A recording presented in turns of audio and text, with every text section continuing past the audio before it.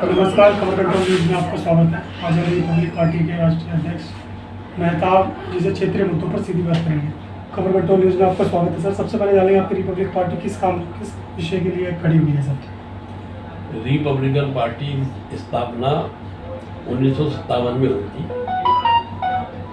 भारत का संविधान बनाने वाले डॉक्टर भीमराव अम्बेडकर ने इसकी स्थापना की थी और बाबा साहब ने जब भारत का संविधान बनाया था तो बाबा साहब ने जितने भी देश में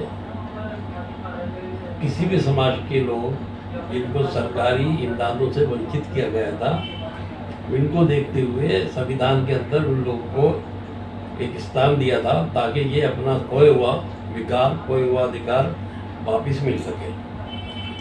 और ये पार्टी जब से काम कर रही है और हमारी पार्टी के पहले तो हर स्टेट के अंदर MP MLA मंत्री भी हुआ करते थे। कुछ समय बाद पार्टी की कुछ जो सीनियर लोग थे मर गए, फिर पार्टी टूटी थी।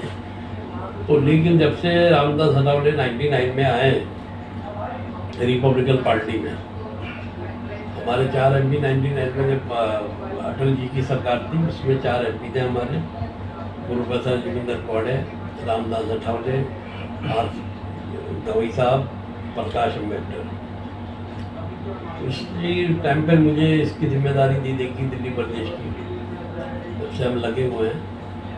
और अच्छे लोग, साफ सुथरे लोग जो विचारधारा बाबा साहब की रखते हैं या बाबा साहब का संविधान को मानते हैं या बाबा साहब के नक्शे कदम पर चलना चाहते हैं, वो लोग हमसे जुड़ रहा है। संगठन की बात की जाए तो दिल्ली प्रदेश में कितने लोग जुड़े हैं सर आपकी पार्टी से? दिल्ली प्रदेश में हमारे पास 1 लाख के करीब लोग हैं हमारे मेंबर, और हमारे सारे 250 वार्ड सब में हमारे लोग हैं, MCD के जो वार्ड हैं, और विधानसभा में भी हमारे लोग हैं, डिस्ट्रिक्ट में भी हमारे काफ़ी लोग हैं। और हम हर चुनाव में हिस्सा लेते हैं दिल्ली में, चाहे 10 सीटों पे लड़ें या 15 पे लड़ें या 20 पे लड़ें, लेकिन लोकसभा की 7 सीटों पर हम अपने उम्मीदवार उतारते हैं।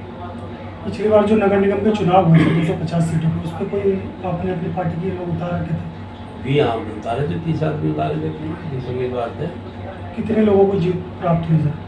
नहीं, जीत तो नहीं, सच्चाई की जीत होती है, लेकिन देर होती है। आजकल तो झूठ का और झूठ का बाजार गर्म है, जितना झूठ बोलो उतनी कामयाबी हासिल करो। लेकिन बाबा साहब की विचारधारा तो ये नहीं है। बाबा साहब की विचारधारा ये है कि समाज में अच्छा कार्य करो, अच्छा काम करो, गरीब लोगों की मदद करो, जिनको सरकारी इमदादों से वंचित किया गया है उनको उनके अधिकार दिलवाओ।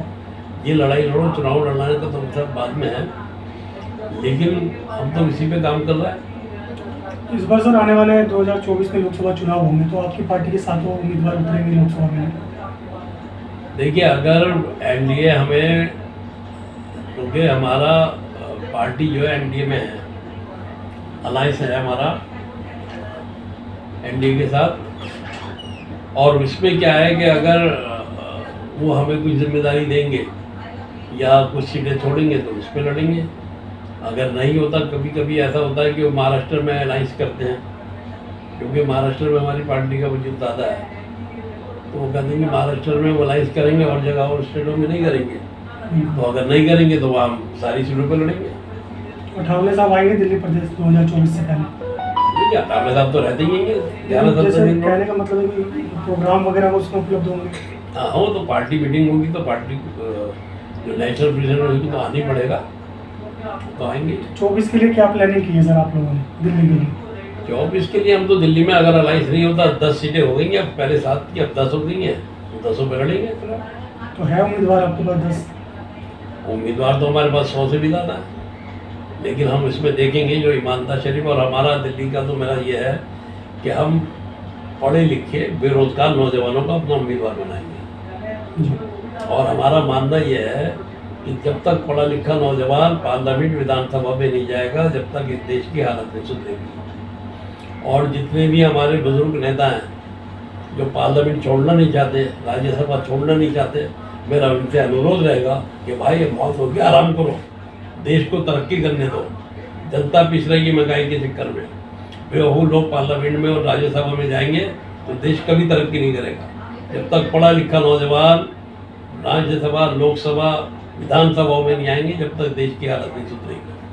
तो ये आपने प्रथम बार सोचा है, पार्टी में आए तभी से सोच रहे हैं ये चीज़ें आप कि पढ़ा लिखा शिक्षित लोग ही पार्टी में आना चाहिए? नहीं, हमारा तो संविधान जिन्होंने बनाया, जिन्होंने पार्टी की स्थापना की, बाबा साहब की सोच ही यही थी कि नौजवानों के हाथ में भारत दिया जाए, पढ़े लिखे नौजवानों के हाथ में भारत दिया जाए, जब भारत तरक्की कर सकेगा। बिल्कुल, यही सोच हमारी है। सर आपसे जानेंगे, साउथ में मोदी मैजिक नहीं चला इस बार, इसका क्या कारण मानते हैं आप? मोदी जी का यह है कि मोदी जी के तो चैनल जितने भी हैं या अखबार हैं, इनके ज़रिए वो अपना प्रचार करते हैं।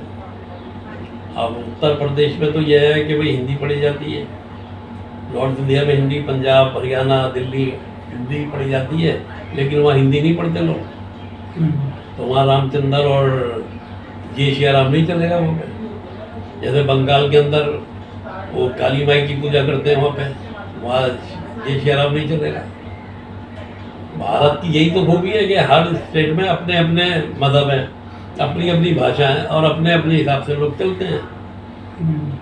तो ये है, अब हर जगह तो मोदी जी का झूठ चलेगा नहीं। तो 24 के बाद कौन बनेगा सर पीएम दिल्ली भारत का? देखिए, तो 24 के बाद ही पता लगी। मैं कोई साधु या अज्ञानी तो नहीं, बता दूंगा जी। लेकिन ये है कि 24 में कुछ नक्शा हालत ऐसे हैं, कुछ बदलाव होगा। और हिंदू मुस्लिम कार्ड फिर से खेल गए मोदी जी, तो फिर क्या करेंगे? देखिए, बीजेपी की तो सरकार अभी 9 साल 10 साल में आई है, इससे पहले भी हिंदू मुस्लिम तो चलता ही रहता है। कांग्रेस के दौर में भी बहुत हिंदू मुस्लिम राइट हुए। तो जहाँ 4-5 भाई बहन होते हैं, वहाँ आपस में एक दूसरे के आगे पीछे रहते ही हैं।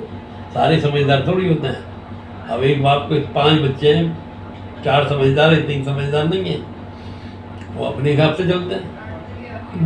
फिर भी यह है कि देश हमारा बहुत अच्छा है, संविधान बहुत अच्छा है, और संविधान अगर देश में रहेगा, उसकी मजबूती रहेगी, तो देश मजबूत रहेगा। 24 के लिए क्या मैसेज होगा सर?